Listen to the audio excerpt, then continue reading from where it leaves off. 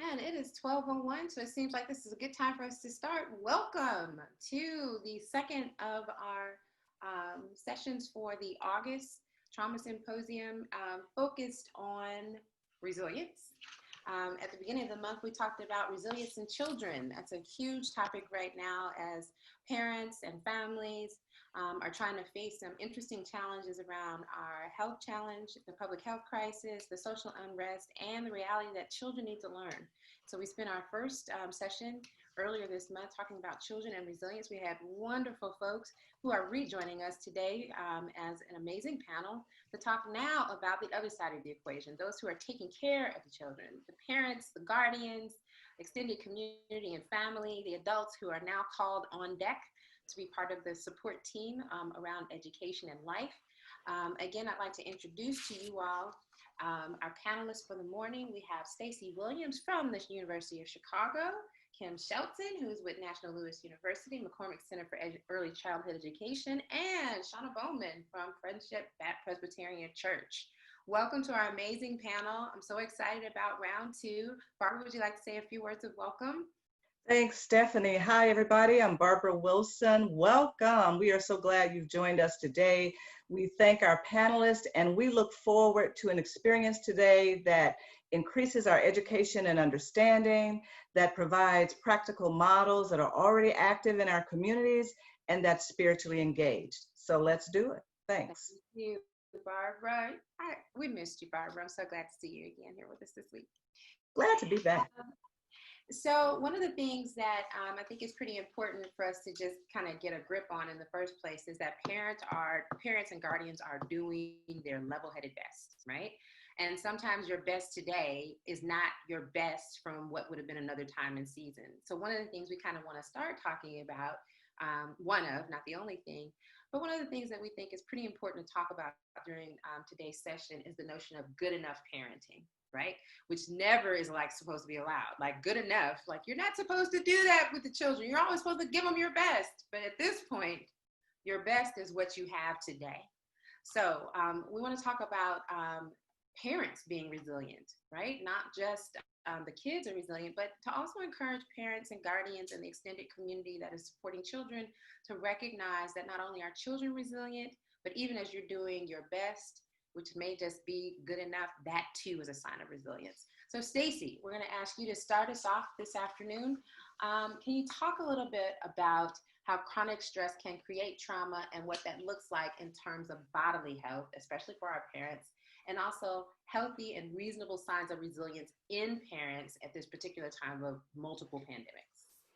Yeah, absolutely. I want to echo what you said, Stephanie. Thank you so much. As I go through, I have a presentation for you all today, and I just want to ask everybody to just take a deep breath in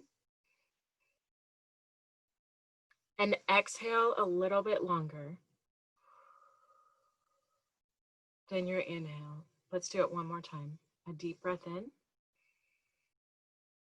And then let it out slowly, a little bit longer this time.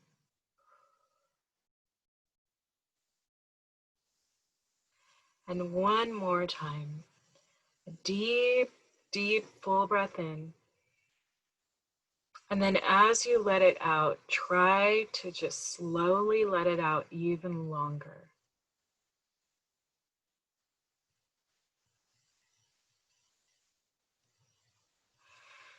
Thank you. So what I was doing with you all as I get ready to share this presentation with you is what is called parasympathetic breathing. And that is breathing that turns on the body's relaxation response and allows for good hormones to send messages to your alert in your amygdala, in your brain, that's saying that there's harm, there's danger, you're activated. And it actually is almost a way of tricking your brain to tell your body that you're calmer than the circumstances might present. So when we breathe in and breathe out on the same counts, that regulates your breathing if you're breathing too fast. But when you exhale just a little bit longer than you inhale, it does something else. It turns on the parasympathetic nervous system to say, oh, we've got this. We're actually okay. And then you can tap into those resources in your mind to approach a situation with more creativity, more calm, more possibility, and less reactivity. Reactivity is what triggers all of those stress hormones and puts us in that tailspin.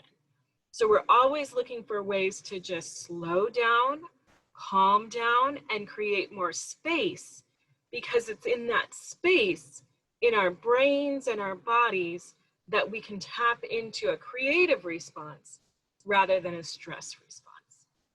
And those are some of the resilient resources that parents desperately need in this time right now.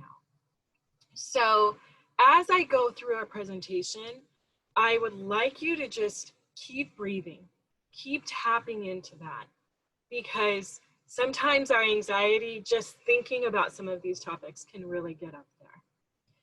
So with that, we're talking about resilience in parents, and I want to take us back a step so we're ready to go forward. So remember that the last couple times I've been with you all, we've talked about what trauma is.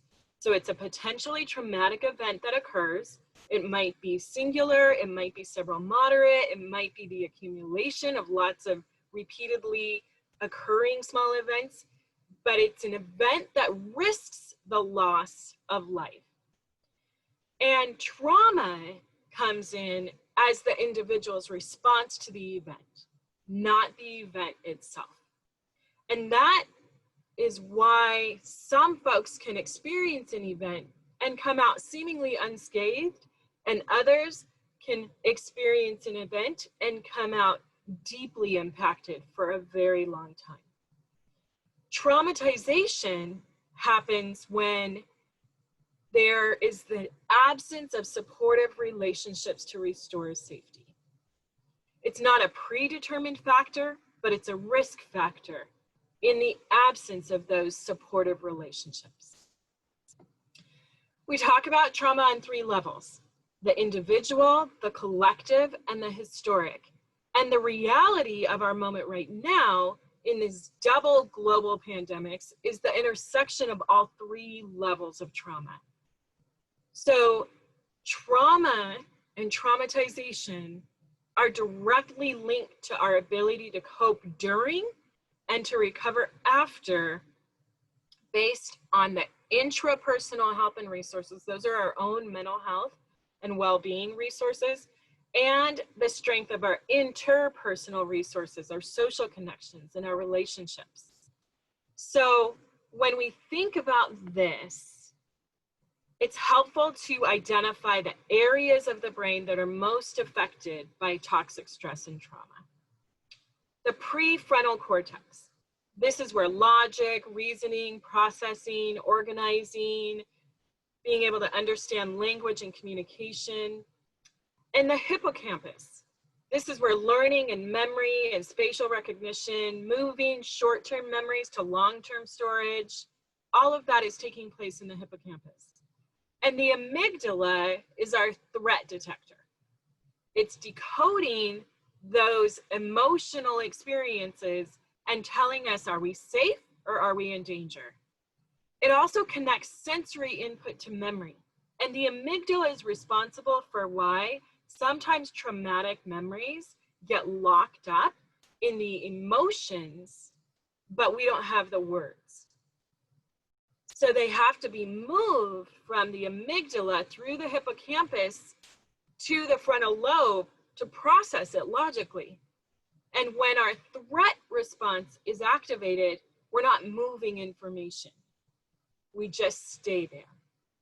And so when we think of the effects of trauma on the brain, the same regions that we've talked about for children are the same for adults.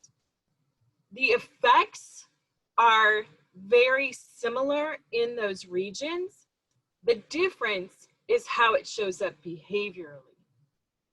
So the frontal lobe, the prefrontal cortex, gets disorganized. It shuts down that higher reasoning and that language structure. The hippocampus limits learning and memory because it's trying to reserve space to have to deal with what the amygdala is about to do. And it limits the ability to bring our stress hormones back to normal size or to normal levels. And itself, when this is chronic, will actually shrink in size. The amygdala actually gets overactivated and it becomes really strong and really trigger sensitive. And so those triggers intensify, it becomes very hyper vigilant, and it's hard to calm down. Many of us, myself included, are experiencing this affecting sleep and really struggling with insomnia, where we're just on high alert all the time. That's our amygdala detecting stress, detecting threat, detecting danger, and not able to calm down. When we think of behavior for parents, this is real. And I'm going to put this up as a list to just pause for a minute for you to just check, and feel free to chat this up with each other. Are you experiencing any of these things? Is your working memory, that's your short-term memory that you use to do your work tasks or remember a shopping list, is that limited? Is it impacted? Are you struggling to learn or to read or to get through material or to do your work tasks? It has trouble accessing long-term memory. Me, I'm really struggling with names, and I usually don't. Emotional regulation really gets weakened. We're quick to maybe fly off the handle or cry or laugh hysterically or be all of the above at once. Frustration tolerance is lessened. This is a big one for me. My stress reaction when frustration hits me and my tolerance is out the window, I really feel that one. Logic and reason are decreased, and problem solving is reduced, and judgment is really diminished. We also have effects that are increased or escalated. Aggression might be escalated. Pessimism and just feeling really negative might be intensified. Irrationality might be heightened. You might have strange dreams or fears or things that you know logically don't make sense. Why are these coming up right now? And our own trauma histories get triggered. Physical exhaustion is increased. I know this is a big one for me, just kind of slogging through daily fatigue. And mental health and coping gets really taxed. It's important that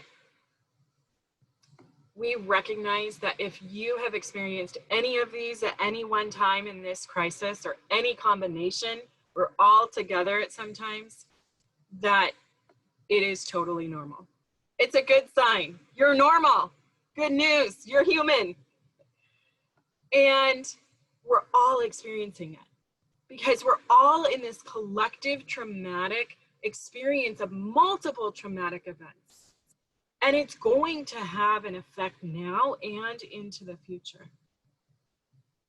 And I say that to just help everyone realize that it's a time for us to be gracious with ourselves and with one another.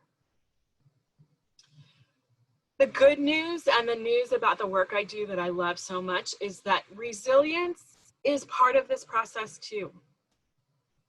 The common understanding of resilience is the ability to bounce back from adversity. And this is true. This is absolutely true. But that's down the line. Resilience is that's only part of the story because it builds and it strengthens through the experience of adversity. We're building resilience right now. And it prepares us to use that strength to bounce back. That's how we bounce back. But the building is happening right now. It's not a fixed amount. Like some just have more resilience and others have less. It's dependent on the resources that can be developed and increased. It's what we call neuroplasticity, where the brain has the ability to heal itself and to change and to grow and to create new ways of connection and pathways, that we can change our brains. And one of the most powerful brain change agents is human connection. It's the power of relationship. So what you need to be able to be everything that your children that you are caring for need right now, you have. It's happening right now. Even in the midst of this pandemic, even in this midst of this social unrest, even in this huge midst of change and unknowing and all of the dangers that we're all surrounded with, everything we need is happening right now. I wanted to share a little personal story. So this picture right here, I learned this is a thing. I'm pandemic gardening. My partner and my husband, Reggie, we've been gardening since the shutdown. We planted started actually working the soil back in March.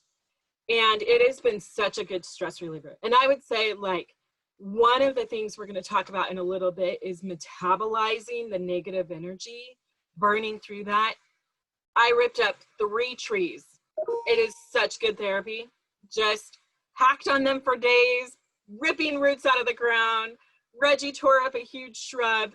It was so therapeutic. Good stuff.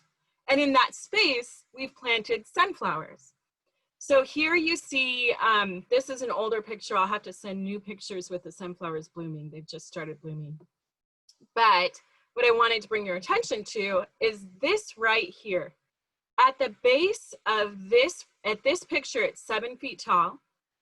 At the base right here, where you see 3, let me get back there. There's 3 branches coming off. That was broken by a little bunny rabbit who ran through the garden when the sunflower was just breaking the soil. And we propped it up and it came back stronger. And then later on, a deer came and bit it in half. And now we have 6 blooms coming off of the top. That's resilience. That's where we take these hardships, these challenges, and we make something new that's stronger, better, more vibrant, more alive. That's what's happening right now. All stress is not bad. That's what that picture is talking about. There's 3 types of stress that we think about. There's positive stress, and that helps motivate. It might be like the rush before running a race or something. It helps strengthen and grow. There's what we call tolerable stress, and that's stress where it's short-term and it informs action. The stress to get away from danger, the stress to protect our children. Toxic stress is when it's prolonged activation of that stress response without any reprieve. And so that's where hormones like cortisol intensify inflammation, and that's when we start getting sick. That is the risk factor, not predetermined factor, not guaranteed it's going to happen, but we're all at risk for that right now with what we're living through, because it's a prolonged, multiple, traumatic event. So knowing what we have a risk factor for informs us what to do. So we take that information and we say, okay, I am going to battle this by burning off negative energy. Vigorous exercise, exerting yourself is a great way to do that. So you have in a moment my husband and I, this is another example. We were at a conference early on in our marriage. I think we'd been married 6 months and somebody gifted us a marriage conference. Such a blessing. And in that, they talked about intense fellowship. Yeah, that's a full-blown argument. So you're getting intense with one another. You are ready to just be at each other's throat. Take 5 and go run it off. Burn off that negative energy. Your kids are bouncing off the walls. You're about to lose it. Probably time to go for a walk. Probably time to get outside. Maybe time to rip up a tree. Burn off that negative energy so you don't blow it through other people. Activate that parasympathetic nervous system to tell your brain you're actually calmer than maybe the circumstances are presenting. Do that breathing exercise I just taught you.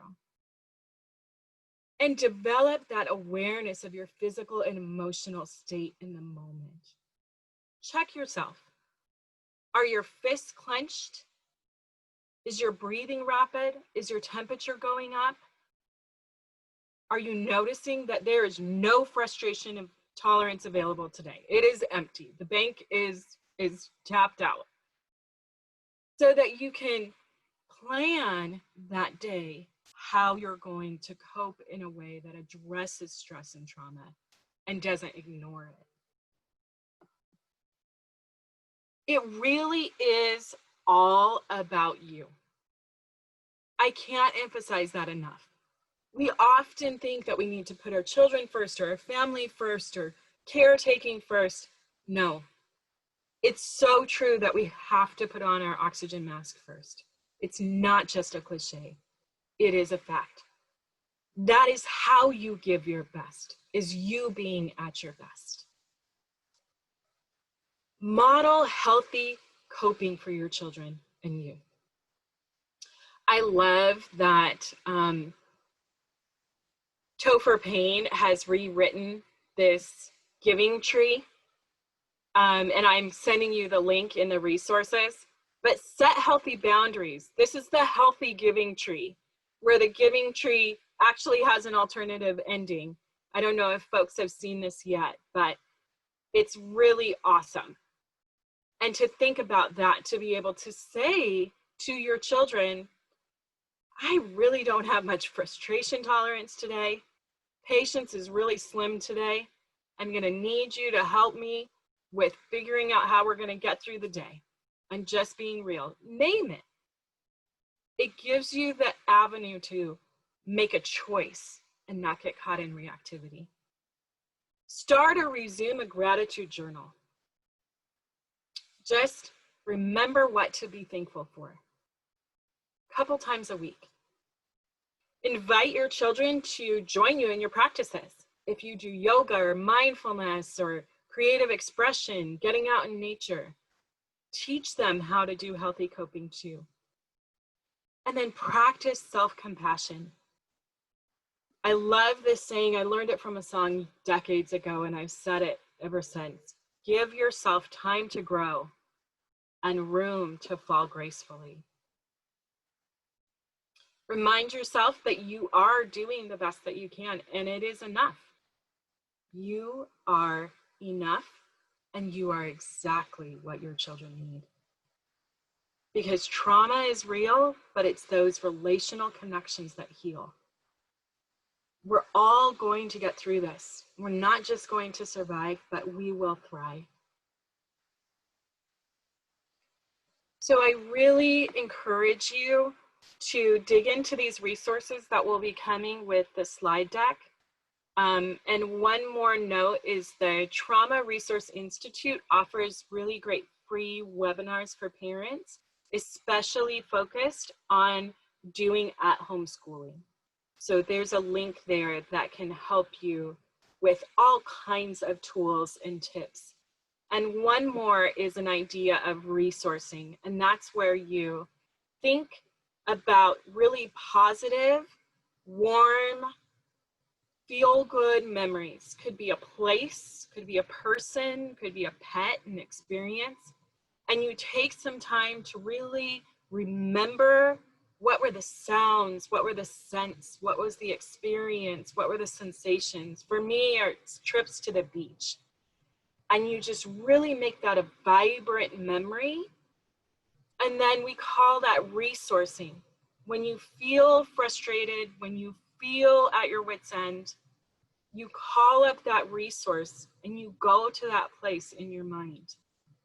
And it has powerful buffering effects to reduce the cortisol flowing through your veins, to open up that space for creativity, and to remember that you have exactly everything that you need for this moment. Thank you.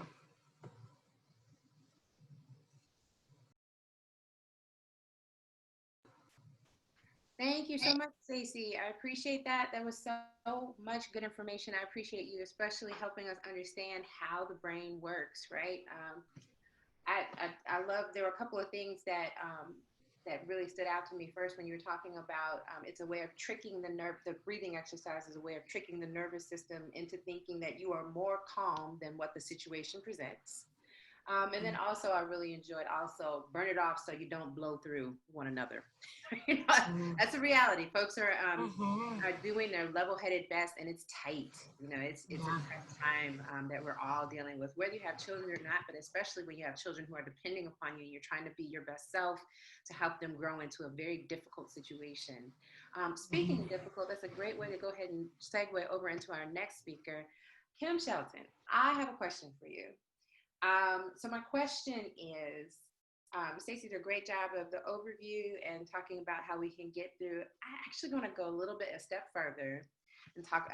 I'm always the one who does this, by the way. I want to talk about the stuff we're not supposed to talk about, like being pissed off as a parent, like, right? You're feeling resentful, angry, afraid, frustrated, and even some guilt, because there are people who are making decisions that they normally would not, right? And much of which is out of their control, having to go to work, but which means you can't be at home with the kids, which means you have to send the kids somewhere that you just wouldn't make that kind of a decision. And then some of those times where you just don't understand why the kids are making this so difficult, So can you talk a little bit, can you go into the depth of those really difficult feelings and talk with us about how to specifically deal with stuff, especially when it comes to decisions that are pretty much outside of our control, right? Because I think that's another layer of frustration to deal with. Yeah, exactly. Again, thank you for the opportunity to join this wonderful panelists and McCormick and what you are doing to outreach in the community. So thank you. I want to start with a quote from Maya Angelou that says, "We may encounter many defeats, but we must not be defeated."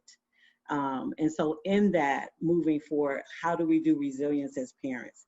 Not only is there a pandemic, but the offset of that pandemic, stress, lack of sleep, lack of employment for some, food insecurity for some, housing insecurity for some, loss of loved ones, guilt, like you mentioned, relationship challenges, and then intellect. You got me teaching kids stuff I don't remember, and we're all trying to figure this out together.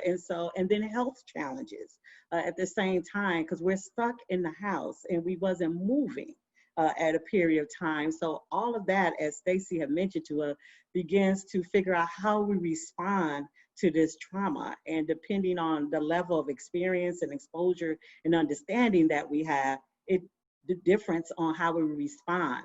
And so if we're at home and now I'm worried about employment, I'm worried about food insecurity, I can't get on the phone to the state because unemployment still has not answered the phone yet. And it's 6 months later. And so all of these stresses that come on parents trying to provide, right, for their families. And at the same time, I have to open a book, do a Zoom with a teacher and my child. Breathe, right, Stacey? Breathe, cry, or drink, or something, right? In the midst of that, I mean, we're honest. How are we coping? How are we coping? And many of us struggled in the first few months of just coping because there was so much to consider. How are we responding? How are we bouncing back when we didn't even feel that we can bounce, that we even have rubber in us, right? And so making those rough decisions, like, I'm not used to having to provide food for my kid all day long because they're in school, and so they handle breakfast and lunch.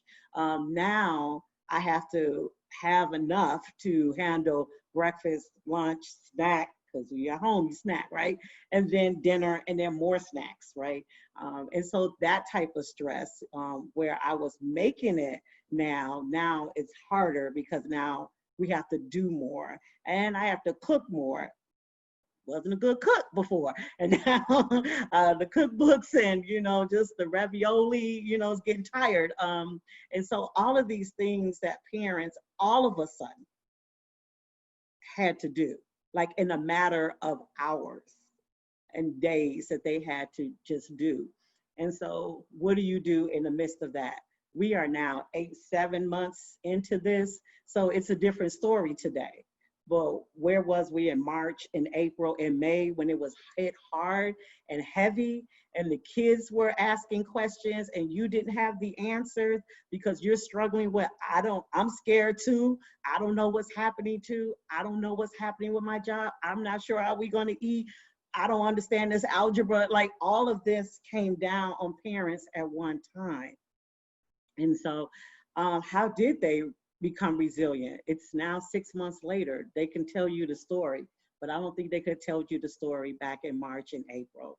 I think some people just went on automatic and just started doing what they needed to do and didn't have time to even process or reflect on it. They just automatic. All right, I just remember a couple of people in my church, or even my coworkers who had kids, and they were like, all right, I need a few days off because I got to get the kids situated. I got to find my bearings. It was just rough for the first couple of weeks to figure out, how am I going to work at home? Kids also, we don't have computers, so we're sharing the work computer and using it for school. So it was so many stressors at the very beginning. And so now people could come and tell the story how we got over, right? For those who may have gotten over, because there are some that didn't get over. There are some that are struggling, and some of them that just didn't make it through. And so that's the realness of it. And so for our parents, for those who are slowly, as Stacy told us, it's a slow process, right? We're 6 months in, but we're probably just now able to breathe now, getting ready for the new school year to be remote, now situating, we're just breathing slowly, slowly now, but it's 6 months later. It's just the Terry that happened before that is such a stressor for our families. I just want to piggyback on a little bit on what Stacy has said, that you did the best you could at the moment that you could. And so give yourself that peace, right? At the moment of that, you did the best you could at the moment you could with everything that you knew what to do. And so we congratulate you and we thank you for that moment. You did what you could do. All right, so give yourself peace with that and don't allow that guilt because you didn't think you did it good enough. You did it well enough to get you through that moment at that time. This is a new pandemic for everyone. Trust me, you are not alone. You reacted the same way the majority of America reacted because it just happened and we wasn't ready for it. But the resilient piece is we just straddled down and we figured some things out and some things we didn't. But give yourself your peace that you did the best you could at the time that you could. At that moment. And now as you begin to look back, you probably could say, oh, I could have did that differently. No, you couldn't. You did it exactly how you could do it at the time that you could do it. That's your peace. That's your mental health. That's just where you were. And so give yourself grace right there, that's what you did at that time. And it's okay. And it's so okay. It's okay. I really want to say that it's okay. And it's okay not to have been okay. Because during the pandemic, it was scary for everybody. And so it's okay to have told your kids, I'm scared too. I don't know either. We're all trying to figure this out, but know that I love you and we're going to love each other through this. This is the best we have right now. And so it was okay to be not okay. because it wasn't okay. I mean, we're honest, it wasn't okay. I'm a true extrovert. To be in this house for 4 months, I almost lost my mind. And so I started walking around the neighborhood because it's like, I can't be like that. And so you know thyself, right? Know your truth. And you had to figure out how you could keep sane when your kids were going insane, right? And so as parents, we did the best we could, when we could and how we could. Give yourself that grace, right? I believe our kids were okay with us because they got to stay home. They got to see us more than they probably ever seen us. Even in our frustrations and our short-tempered self, the kids were excited that they got a chance to hang out with you probably more than they ever have. So they didn't care. They didn't care because your presence was probably more important. So give yourself grace with that. And so now as we're regrouping and trying to figure out how do we move now? Because we've learned how to bounce, right? We figured out how we're gonna do meals. The public schools opened up to come and get meals. I know people who came and got the lunches and the breakfasts. There were community churches and organizations that opened up for food, to give away food, and we took advantage of it. They said they've never seen such a line like this. But again, people are not prepared to feed kids breakfast and lunch. The school does that.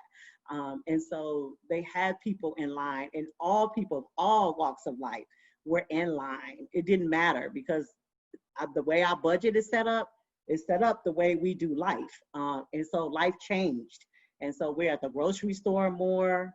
We probably didn't notice that a gallon of milk was that much money as it is now. And so we learned how to do some things. And so we give ourselves grace that we learned how to do some things. We learned how to cope and become resilient in the midst of that. So whatever anger we have that right to have it at that moment. But now we're beginning to move past that. So my hope is that we're not staying in those places and spaces, that we begin to move past some of that. And so at this point, after we've said what we need to say, do what we need to say, now I need y'all to do some self-care, right? Take care of yourself, right? It's time to put the oxygen mask on and breathe and breathe, all right? Breathe. I've told you your kids still love you. If they're still alive, y'all made it through, right? So breathe, all right? As parents, just take your deep breaths when you need to, just breathe. You can't do everything and anything, and you learn that, and you learn to be okay. I know it's a struggle for some people. It was a big struggle for me to realize I can't do everything because I'm used to doing everything, and to realize to say, you can't do everything. That's not gonna work, and you're gonna have to sit down, and that's just what you're gonna have to do, and it's going to be okay. And so those are some of the lessons we learned, and I'm sure our audience could testify of all of the learnings that they've learned in this time. We've learned to be creative, right? We learned how to make those peanut butter jelly sandwiches and grilled cheese sandwiches that we grew up on, right? And so we introduced that to our kids, right?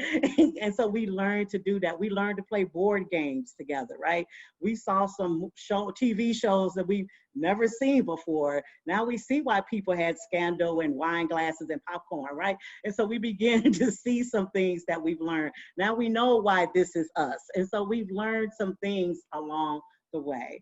And so in the midst of that, find the joy that has transpired in the midst of all of that. Because if you are still breathing, there has been some joy that you have had a chance to witness and enjoy with yourself as well as your loved ones. And so find your joy.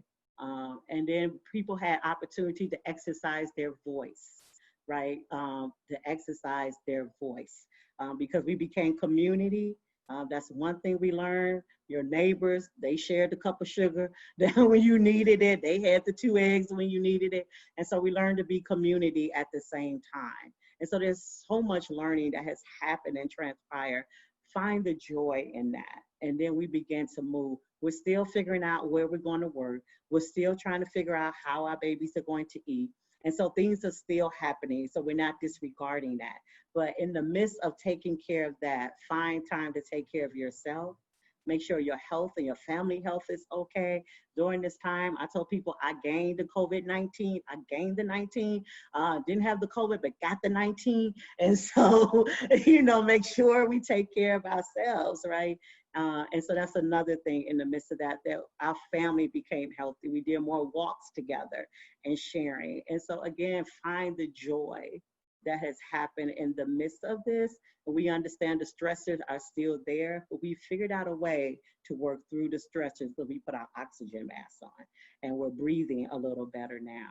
So I believe you have been resilient. I just need you to notice it, even if it's the one or two things that you've done. We have been resilient. We've made it this far, and everybody is okay. And so we have lost some people along the way, and we mourn those and we grieve those. And it's a different type of grieving when you can't be present with people. But we grieve them in spirit, and we talk and work it out with one another in different ways than hugging and the personal touch that we're used to. So for our parents, I just said, find your joy, and we thank you for doing the best you can at the moment that you can. We thank you for that. I love it. Find your joy.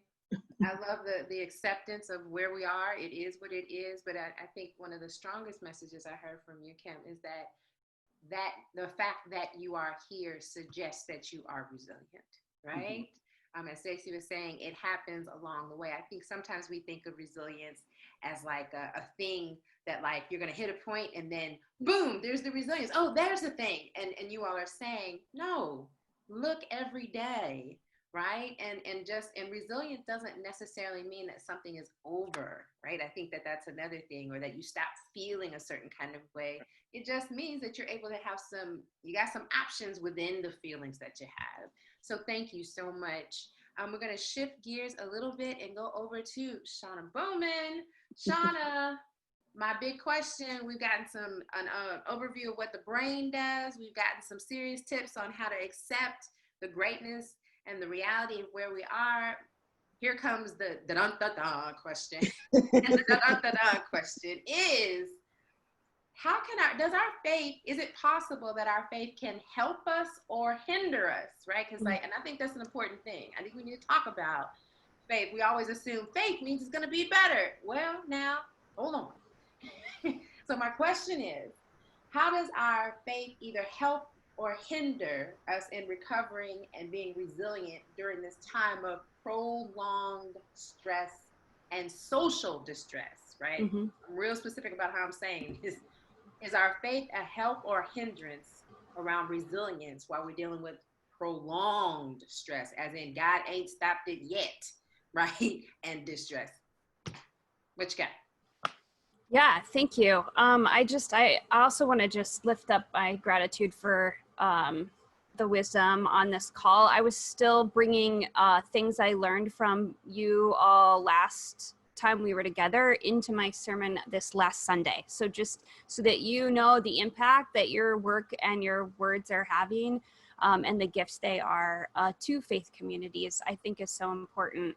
Last time I raised the biblical story of the time Jesus centers, celebrates, and lifts up the wisdom of children. And so I'm going to balance that by actually, being a little critical of Jesus. Today, I want to ground our faith perspective, the question that you're asking about hindering or helpfulness of our faith and spiritual traditions to this, to the project of resiliency with the story of the Syrophoenician woman. So if there was ever a story about a resilient parent, and let's be explicit, a resilient mama, right? Here's that story. So I'm just going to read a little bit of it. And this is from Matthew chapter 15, 21 to 28, and I'm using the Common English Bible. From there, Jesus went to the regions of Tyre and Sidon, and a Canaanite woman, sometimes referred to as the Syrophoenician woman from those territories, came out and shouted, "Show me mercy, Son of David. My daughter is suffering terribly from demon possession." But Jesus didn't respond to her at all. His disciples came and urged him, "Send her away. She keeps shouting after us." Jesus replied, "I've been sent only to the lost sheep, the people of Israel." But she knelt before him and said, "Lord, help me." And Jesus said to her, "It is not good to take the children's bread and toss it to the dogs." But she said, "Yes, Lord, but even the dogs eat the crumbs that fall off their master's table." And Jesus answered, "Woman, you have great faith. It will be just as you wish." And right then her daughter was healed. And I want to offer this story because I have to be honest, I love this story for several reasons. This woman is just like amazing, right? And it gives us a glimpse into how even the person of Jesus gets stretched, right? And Jesus's own imagination gets stretched. And if that's possible, then how could we not believe that our systems, our households, our imaginations for what it means to be parents, schools, teachers, caregivers, if that also couldn't be stretched? But I want to take a minute to like actually dig into the characteristics of this woman and her story. And so if you would be willing to use the chat, just one word that you would use to describe this mother in this story. Just if you could put in one word. We always have, preachers in our midst, but I'm asking for just a description, one word of this woman. I've got clear-minded, unapologetic, fierce, courageous, persistent, bold, determined. Oh, thank goodness, Marilyn, badass. I was so hoping we would get to say that on public television. So all of the things that Stacy and Kim have lifted up about what it means to develop resiliency in the midst of situations beyond our control are words that I am reading about this woman, right? Like about this mama who is faced with multiple layers of complex issues, right? And why I think this story is so important in the midst of this is that while we're all experiencing the storm of the pandemic, and this has been said a million times online, and I don't know the origin, and I need to find out what it is so I can give credit, we're all in the storm, but we're not all in the same boat, right? And so we have families and we have caregivers. And when we say parents, we're talking about primary caregivers, right? Grandparents, aunts and uncles, families, chosen. But if you're caring for human beings of outside your own self, particularly little ones, and you're carrying that responsibility and you've been thrust now into this position, sometimes as advocate and teacher and all of the things that have like been heaped upon that role. And if you are caring for kiddos who are neurologically diverse, kiddos who have physical or intellectual disabilities, kiddos who have special needs or needs outside of what we often find as accessible resources, even outside of crisis moments, what I think that has happened in this case is that there's been a revelation to us of how sort of desperate and precarious a lot of our situations are, right? Like that we're in the best of times balancing a million things while simultaneously trying to care for these beautiful humans in our lives that also can drive us crazy, right? Like, and so in the midst of all of that, we have this biblical story where we have this fierce, courageous, badass mama who maybe in some ways is even responding, Stacy, out of that amygdala response, right? Like nothing is going to stand between me and getting the resource that my kid needs, not just to survive, but to thrive. And so I just want to acknowledge that deep desire within us so that when we talk about self-care and we talk about the ways in which we must care for ourselves, that we acknowledge that it's not that what's compelling us isn't simply like this idea of perfection or being the best, but we actually desperately want for our kiddos to do more than survive this moment. And so there's this dissonance when sometimes the only reality that we're offered is survival, right? And so this mama, like her starting point is survival. Like, just give me some crumbs, for God's sakes, right? Like, fine, you can't find it in yourself to do it all, like to throw open the table. Like, I'll take the pieces, right? I'll take the bits and pieces that you're going to throw away. And I think that as parents, sometimes that's where we find ourselves. We find ourselves scrambling. We feel like we're gathering crumbs. We feel like we're just picking up the pieces every day. And so to acknowledge that there's a story that is as old as our Christian story of a mother, of a parent, of a caregiver who's compiling crumbs to build a life, and in so doing actually transforms who Jesus understands Jesus is even for.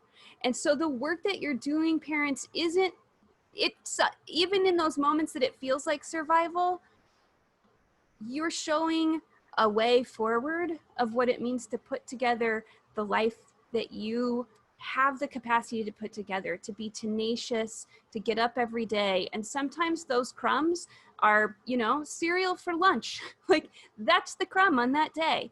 I've had parents, CPS put out their aspirational what school at home looks like email last week, and there was just in my communities online and in my church that some serious overwhelmedness, right? Parents were like, I'm gonna have to pull my kid and they're gonna have to repeat this grade, right? Like, that's what I'm hearing some parents say, because it's just not accessible.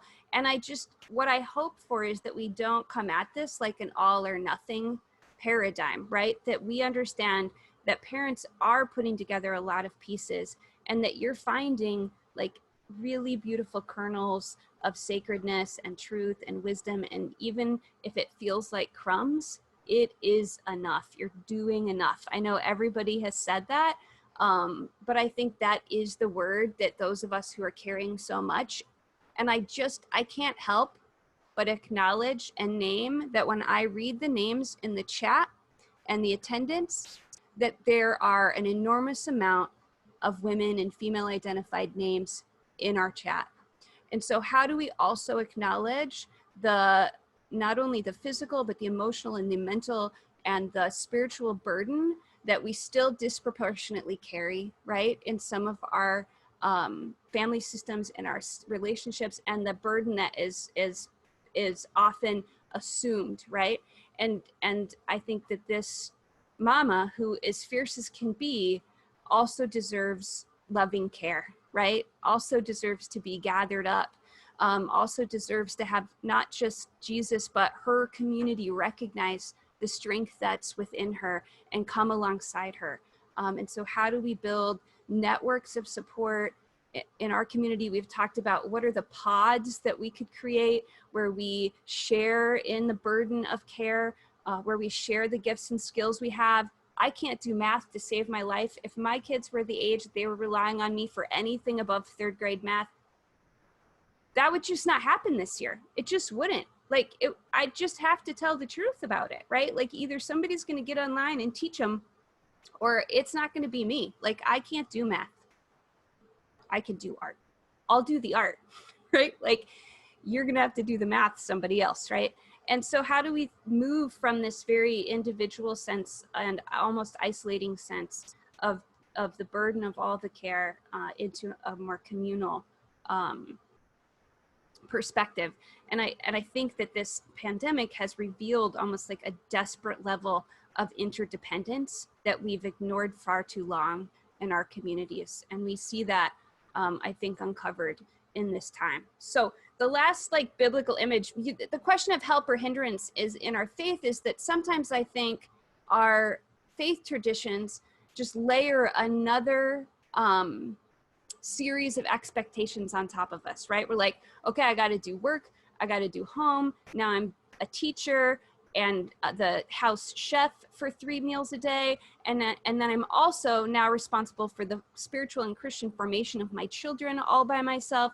and so then it raises the bar, and we have these words that we often use around, like, what does it mean to be made perfect in Christ, or to be the very best we can be? And sometimes I'm not sure that that isn't hurtful to us, because it doesn't remind us that, in fact, Christ meets us where we are, and that we are enough, and that we do have all the tools that we need, if we think collectively about our life together. And so where I think our faith can help us is that another image from the Gospel of Matthew is when Jesus describes God as this great hen that gathers the chicks, right, under her wing.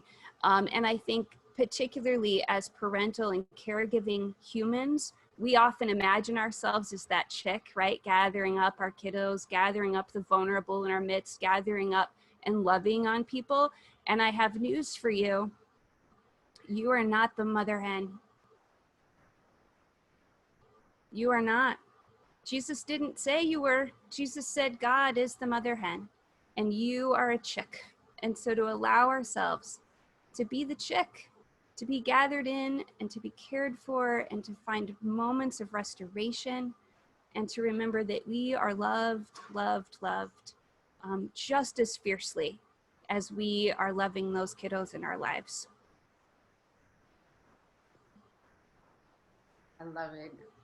We are not the mother hen. We are the And so I do want to, it's now we're into our space, and I'm hoping that our gathered community who has been joining us for months now will jump into the chat and offer some comments and questions. You're also welcome to use the Q&A. I do want to pull, I want to put this out here, and I think I want to pitch this first to Shauna and Kim, because I'm picking up on a couple of thoughts that are becoming a question. The whole notion of allowing ourselves to be gathered, right? Allowing ourselves to be cared for as we're caring for others. Shauna, Kim, I do want to ask about how do we deal with the stigma of not having what we need? Like you mentioned, people have lost their jobs, right? Or people are being furloughed or having salary cuts and things like that. And so the notion of allowing oneself to be gathered may mean allowing oneself to go and make themselves available to the help, right? If there is financial support, or the whole notion of I need food, but I don't want to be seen in my car in this line down the street with everybody else, because those are supposed to be those people, right? And now I'm one of those. So there's a lot of classism that's also being stirred up in the midst of this economic crisis, the food crisis. How do we, and I'm gonna take the idea from Shauna, but I'm gonna roll it and pitch the question to Kim. How do we deal with the stigma around needing help as we're trying to move into being gathered by the community that wants to help us, right? Yeah, good question. I've often heard people who, when there's resources out there, say, well, I'm just going to let the other people who really need it. So they won't even go to the resources because they think somebody else really needs it than them. And I'm like, it's okay for you too. It's okay for you too. It's enough at this point for you and for the other ones that need it. Because there are many food pantries that don't give out all the food.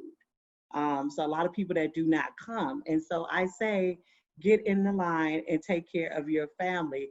It's okay. But you're right, there's so much stigma, but people will not go because they're thinking there's people much less fortunate than they are that need it. And I was like, it's for them and us that need it as well. And it's enough. It's enough. They have provided so much assistance to support. And I have to say, like, the state of Illinois, the city of Chicago has provided every means necessary to try to support the people that live in this state and in this city. And so I'm always encouraging people take advantage of everything they have. They're making it available, and not to think about there's somebody else that needs it. You need it right now, and it's okay. You're right, that whole classism or just feeling like inadequate, like I don't need it like they do. Yes, you do. You do need it. Okay, And so feeling like if you need it, that means you failed, right? what? Now, I'm not sure if they think they failed. It could be one. It could be one. And Stacey and Rev come in with that, but it could be a feeling. But I really think they just believe there's people less fortunate than they are. They like, I got some food in the refrigerator, but there are some people that have no food in the refrigerator, right? Because for some reason that's been in our head, right? There's homeless people out there. There's people with children that have more children than I do, or grandparents. And so it's this thing that I want to make sure they have. It's not putting on an oxygen mask. They want to make sure that other people have it than what they need. And so I have to say, there's a level of acceptance that you're part of this community right now that needs it, and it's okay. Are you not going to get food because you worry about that? There's enough food that they're giving away, and so people still struggle with that. Even in the midst of that, even clearing the way for them or allowing them to accept it. There's some people who struggle about getting the resources that's available because they think other people need it more. I'm not sure where that piece comes from, but today you're the person that needs it. And so take advantage of it. There is plenty at this moment. And so take care of some of the resources that's available. I know I've gotten a lot of stuff and I'm sending it out to people in my congregation, co-workers and things like that. And some people really like, oh, I didn't apply. I think it's for the other people. It's for you. I sent it to you because you need help paying your rent. And so there's a rental assistance. Yes. You need help paying your rent. So I don't know what the other people are doing. I'm sending it to you because you need help paying your rent. There's rental assistance out here. And so to get that spirit away from them, I'm just not sure, but just to encourage them to take advantage of it. That's one thing that they struggle with. And then just the other things, like people are really struggling with this unemployment. You know, they were okay being on unemployment with the 600 plus, right? But now that's gone. So now everybody's like, oh, okay, now what are we going to do? Maybe we need to go look for a job now. Now we need to do this. And it's not, now people are now trying to go back because now the resilient piece has changed a little bit because now things have been taken away. Now what do I do? And so again, people are still in this circle almost because I think people are looking for the old normal. And so I have to put my preacher hat on today. The former things have passed away. Behold, I do a new thing. And so we're going to have to look at, and I don't even like the word new normal. I don't even like that. It's just a new thing. It's a thing.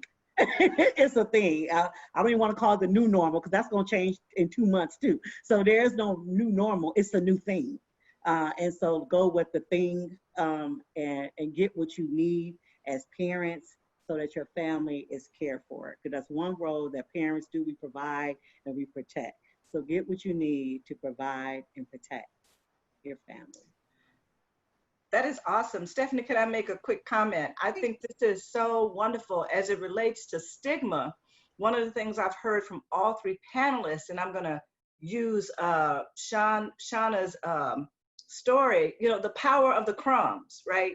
The understanding that I am, as a human being, I have dignity and value and worth, and I'm doing the best that I can. And that even if it's the crumbs, no matter what Jesus thinks or other people think, that thing of owning one's own voice and understanding, because the stigma may continue to be there, right? But there are others who can come alongside to the point of the woman with the crumbs, she should not, you know, where's the communal care and accountability? So that's exciting to help reduce the stigma, because we will have to, as we live and make decisions together, individually and together, that'll help reduce stigma, right? So I just want to name that power that I've heard from all three presenters. Once we find our voice and get greater clarity and understanding of ourselves and care for ourselves and breathe, shoot, we can challenge just like she did. Well, even the dogs get the crumbs, so give me some crumbs, right?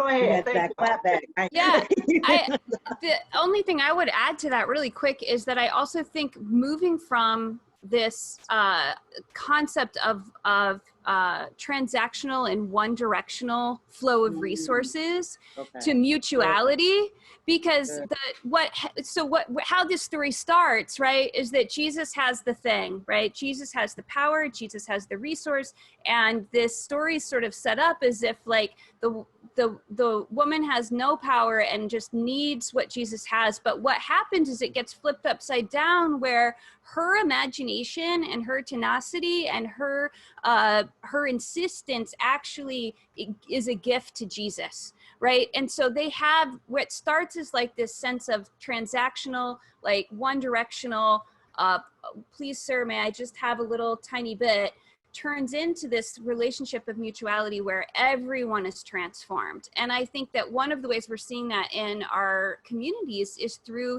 the rise of these mutual aid groups. I don't know if you all are participating in these in your neighborhood. I live in the Edgewater Rogers Park neighborhood and have been participating in mutual aid. And what it does is it says we all have resources to share. I might have some time to give. I might have some financial resources. I might have an extra fridge, like we don't know until we do this collective sort of inventory of what are all the things that we have and what are our needs and how do we start to connect those. And we've seen these mutual aid groups come up together, and there's important critique in that, right? That the mutual aid is necessary because our systems aren't designed to like meet the needs of those who have been made most vulnerable by our systems. And yet there's this beauty to the way that neighbors are coming together and taking care of each other. So if you haven't tapped into the mutual aid, like organizing that's happening, I would just encourage you to look that up in your neighborhood, because there are hyper local groups that are caring for each other and sharing resources. And I think that helps reduce stigma too, because I might have money, but I am so lonely right now, right? Or I might have, the transportation and the physical health to make grocery deliveries, but I don't have the resources to pay for them. So someone's gonna help me with the resources and I'm gonna bring groceries to 3 of my neighbors. Like that sort of mutuality that can be so much more transformative than the one directional approach to meeting the most desperate needs that we're experiencing right now. I think so. Then even with that, I think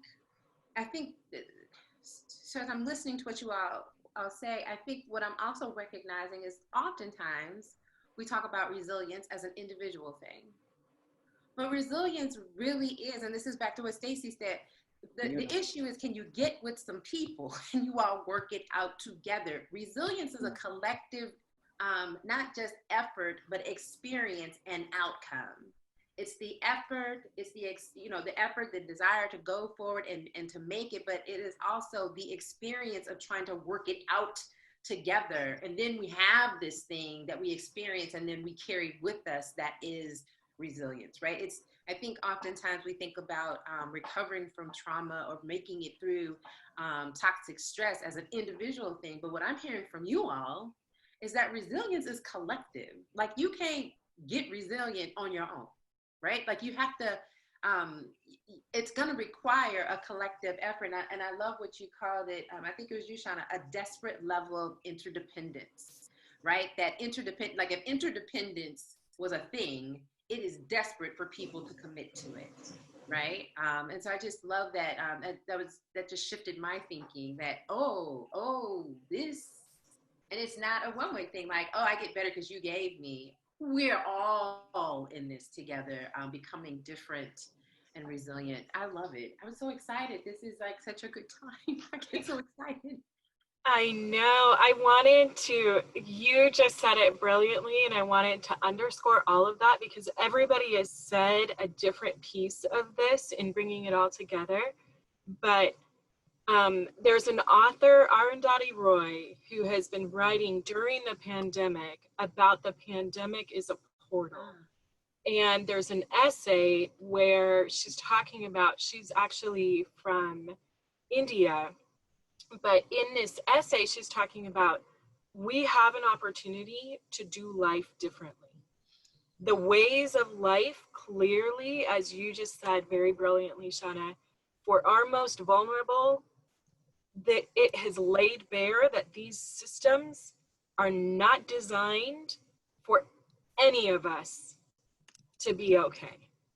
There's a few who are benefiting, but nobody is thriving. Nobody, even the people at the top, are still not thriving. And so there's this opportunity for a new imagination to be birthed through this adversity. And I love, love, love that message, Shauna, that even Jesus's imagination was stretched to see how to do life differently.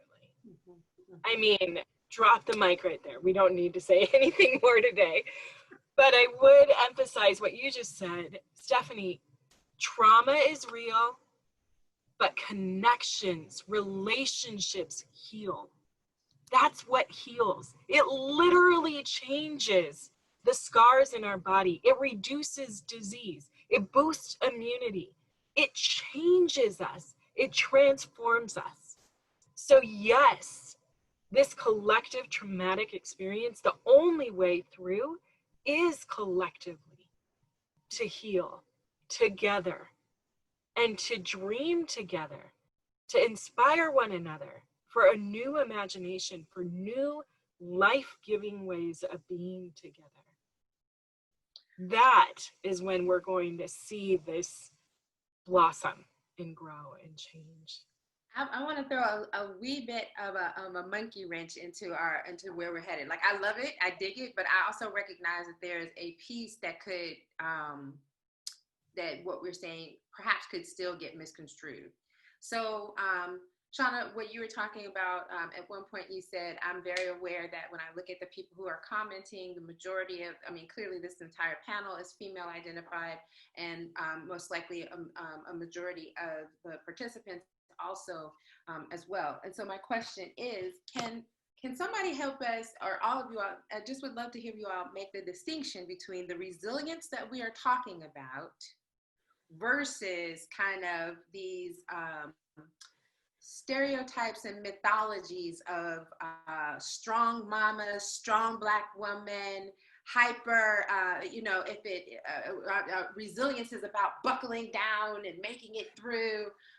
Can we just, I would love to hear from each one of you all, because I think that there's a way in which the term resilience has been used to cover over overworking and undercaring, and because you make it through it, you must be resilient. And that's not what, I think that's an important, especially when you think about both women who have been informed by some particular religious communities and also society in general. I just want us to get clear about, can somebody just lay the ground so we can notice the distinctions between that and the resilience that we're talking about? Whoever wants to start, please feel free. I would like to start by going back to something when Kim, when you were talking about the stigma, right? And I heard what you're saying, this tension of some folks genuinely feeling like others may need this more than me. But I also think that that is one of the masks that we wear that we can hide behind in our own individual kind of just all of those layers that you talked about, Stephanie, of I've got to make it on my own. And that's how I see that other people need more than me, and all of that. That's where we can model and be that healing relational connection, is when we can be real ourselves and say, I've been there. I've been there. And there's a young man who was at a gas station, and he didn't ask for money, but he just looked hungry. And I've been hungry. I know what hunger, real hunger is. When I was a young person and I was homeless, I knew that look.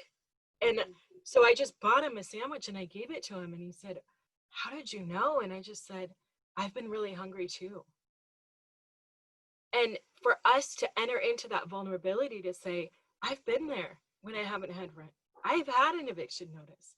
I'm here to go with you to the rental aid and walk with one another through these times. That's how, when I keep talking about relationships heal, it's how we heal one another, is going through it together, extending that and being courageous to be vulnerable. That it's no, none of us has it all and has it all together all the time. I've been there, and I'm going to go through it with you.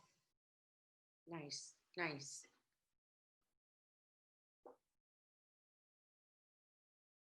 Kim, okay. What keeps coming to my mind is this Proverbs 31, right? The virtuous woman. I'm like, she a tired woman. But like, I'm not sure where, yeah. I'm trying to frame this, right? So I'm learning this thing called reframing, right? So we need to learn to reframe some things. So we want to reframe this strong Black woman of resilience, right? That, and people expect that. I mean, seriously, this nation expects that. Like, give it to people, women of color. They're resilient. They'll handle it. Don't worry about them. Like, and we step up, right? We step up.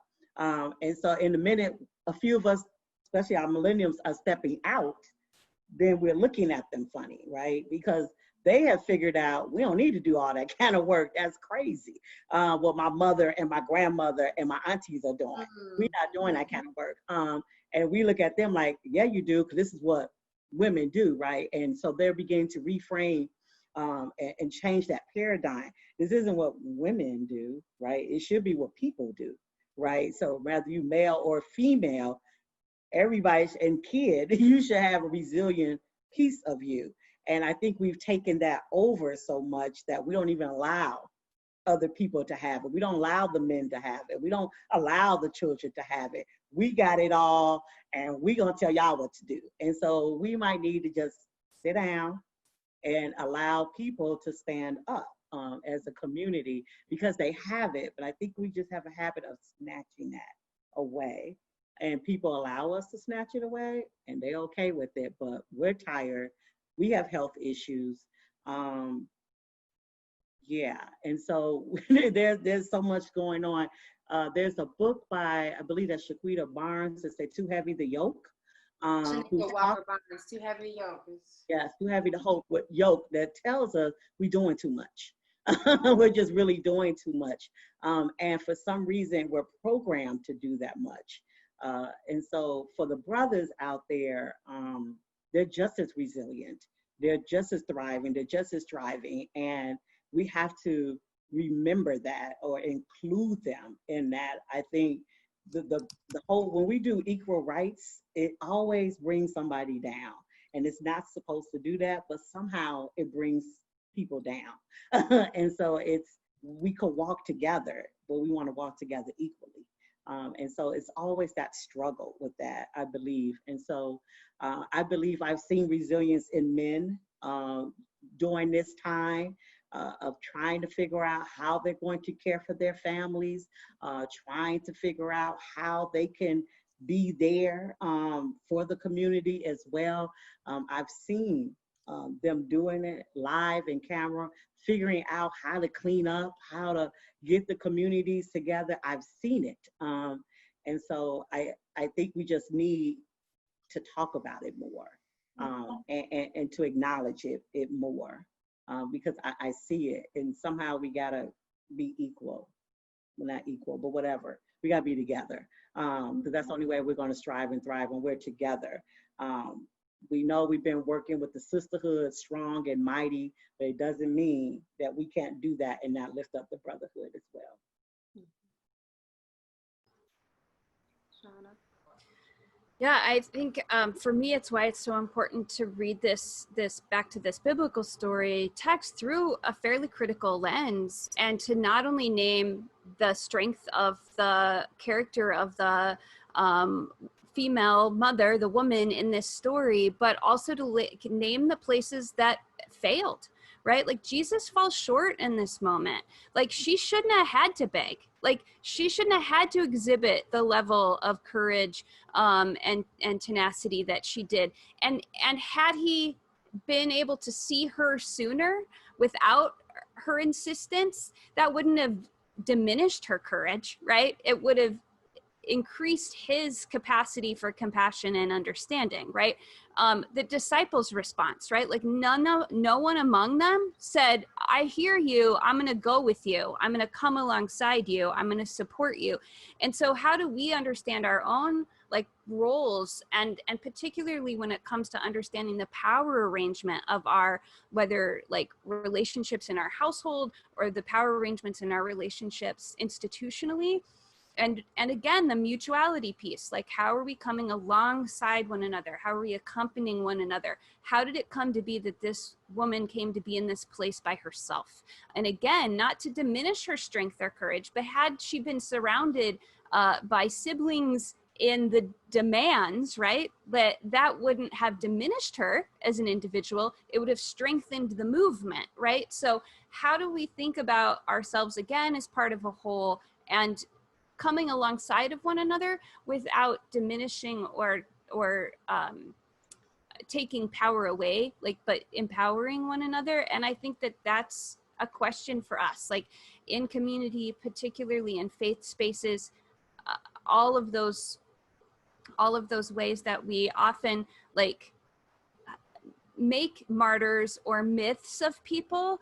And sometimes I think we do that because then it still lets us off the hook, right? Like I could never be that strong. I could never be that courageous. Like when we think about it from an individual perspective. So I think this story offers us the opportunity to not only celebrate this particular character, this particular biblical person, but also to ask ourselves good, hard questions about how we find ourselves in such situations again and again. And I'll also just note really quick that I feel like I should say I'm a non-binary person. So just putting that out there a little bit more, slightly more representation. Yeah. Well, and to think about that, it's community, right? Not just the men and the women, but community, people, the togetherness, which Kim, I did hear you say, how can we be together in this? Thank you, Shauna, for also it clearly saying, wait, there's a piece that's been missing. Here's my one thing, and we're about out of time. I love what you just said, Shauna, about being siblings in demand. Why did she have to go and beg for her daughter on her own, right? What if there had been many more? Would he have even thought about it? Might he have been like, oh, it's too many of them. We better get this together quickly, right? Without all this back and forth, right? I think I just want, I'm having this moment of this real clarity. I am having a moment around resilience as a collective, collaborative effort. What is your greatest hope for those who are collectively caring for the children? I don't have any children that I've birthed, but I still count myself as part of the community. What is your greatest hope? I'd love to hear from each one of you all. What is your greatest hope? And we'll have to do it quickly, but what is your greatest hope for what resilience will birth during this time as we collectively concern ourselves about those who will become and who are becoming the future of our world? Not our city, not our neighborhood, not the US, but the world. What is your hope for what is to come of them as we think about the demand for resilience?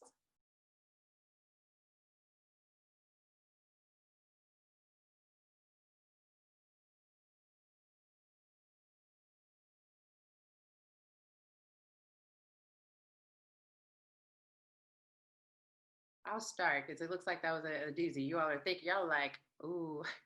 I think that my greatest hope is that I'm gonna be really basic.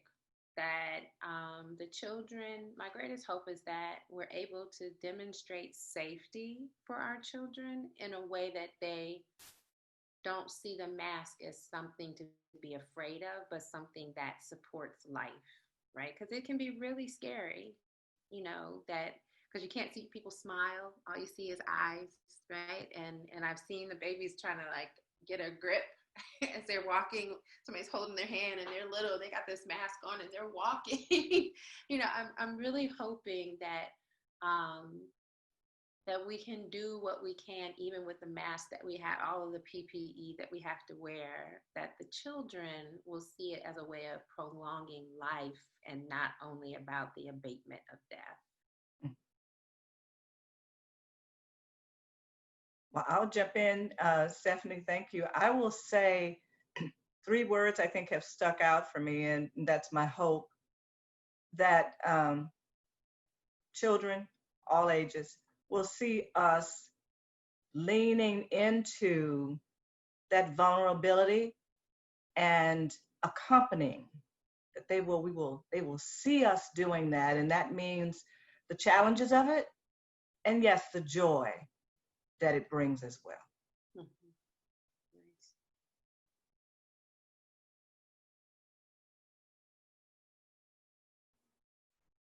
I think children had the opportunity to see superheroes without capes. They saw them in the essential workers. They saw them in their parents. I think kids had the opportunity to see superheroes without the capes. Real people doing real things in the midst of pandemic. They understand masks. As I'm on the debates of when we open, how are we gonna have kids in masks? I'm like, kids are used to masks now because everybody has to wear them. It's part of the community at this point. And so we're still going to be able to teach because teaching comes from another place. And so math doesn't cover that place. So we're still able to teach. Kids will still be able to learn. But I think what we've taught them is that there's superheroes out there, real ones that don't wear capes. Nice. Nice. I love that image. I think greatest was what I got stuck on. I have lots of hopes.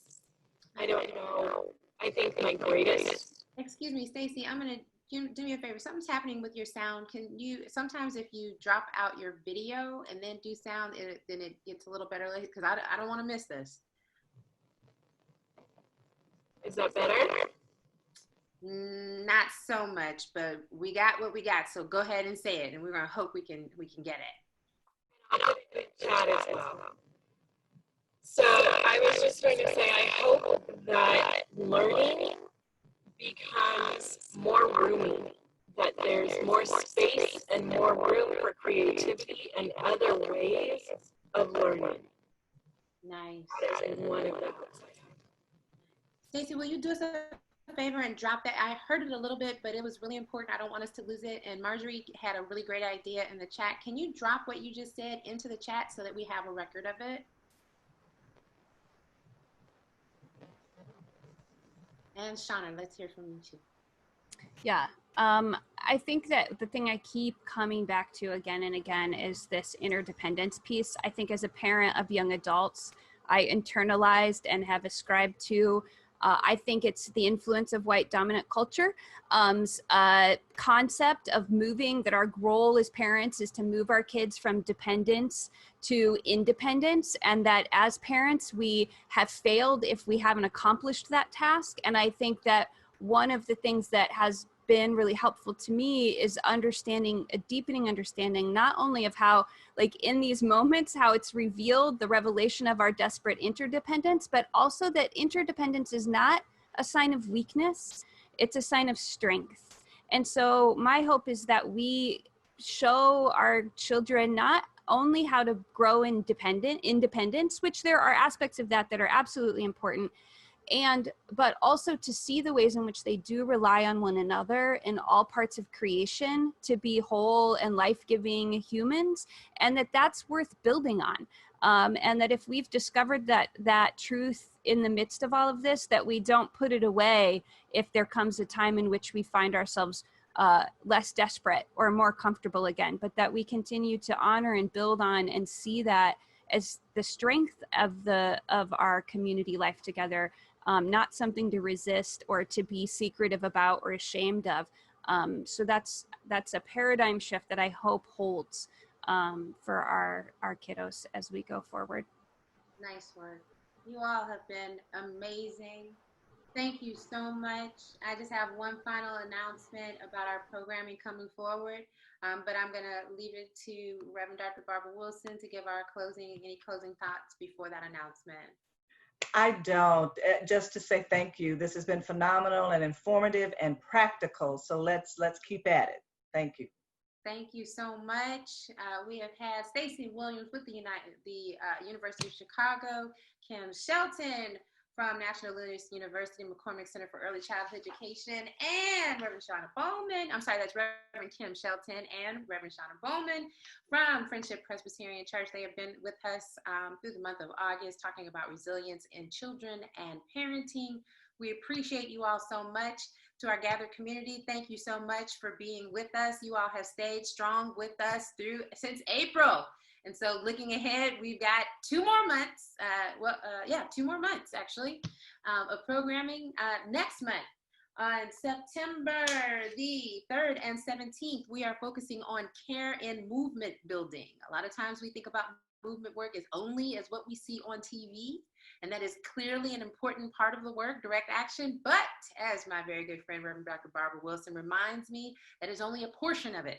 So let's talk about what it means to look at movement work holistically, and what does it mean to talk about doing care in movement work. We will see you next month, September the 3rd and September 17th. Look out for the reminders and the topics. Talk to you soon, and please remember, you're good enough and you're going to make it, because you already have been making it. Take care.